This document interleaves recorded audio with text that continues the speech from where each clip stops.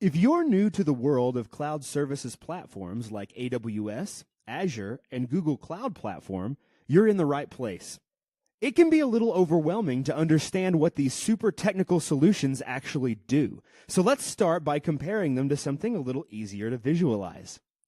Imagine that you've built a new house and need to get electricity for it. You have two choices. 1, generate your own electricity, or 2, buy electricity from the power company. If you decide to generate your own electricity, you'll need to invest a lot of money, space, and effort in building and maintaining your power sources. You could get a windmill or solar panels, but what if the weather doesn't cooperate? What if the windmill breaks? Or what if you throw a massive party and suddenly need a lot more electricity for all those strobe lights and fog machines? Of course, you could always just buy a much bigger windmill, install hundreds of solar panels, or try to build your own nuclear plant in your basement to solve those problems.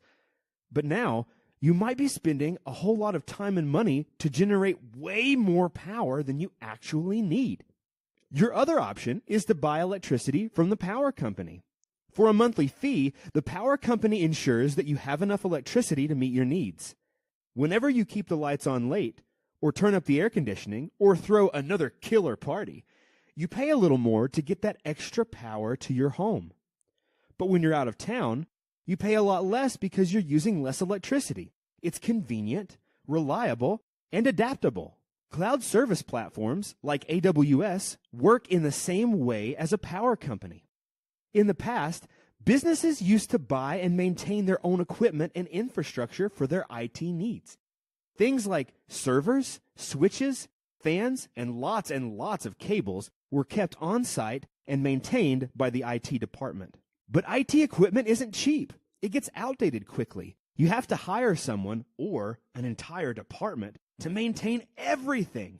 And if that cat meme that your company created suddenly goes viral, there's a good chance the increase in web traffic will overwhelm your infrastructure enough that the whole thing crashes and you lose your chance to spread the good word about cats. Just like that windmill in your backyard, creating and maintaining your own IT infrastructure can be expensive, time-consuming, and unreliable. You either don't have enough to meet your needs, or you buy too much and are sitting on underutilized and expensive resources. That's where services like AWS, Microsoft Azure, and Google Cloud Platform come into play. Like the power company, they have the equipment and resources to provide on-demand IT infrastructure via the cloud. Like lots of equipment, huge warehouses all over the world, full of servers, storage, databases, everything you could possibly need to rule the internet. So instead of building and maintaining everything yourself, you can use AWS to get exactly what your company needs and instantly scale resources if, who are we kidding, when that cat video finally goes viral. With AWS, businesses can access as many resources as they need almost instantly and only pay for what they use. Amazon owns and maintains the network-connected hardware required for those services, while customers provision and use what they need via a web application. Easy, right?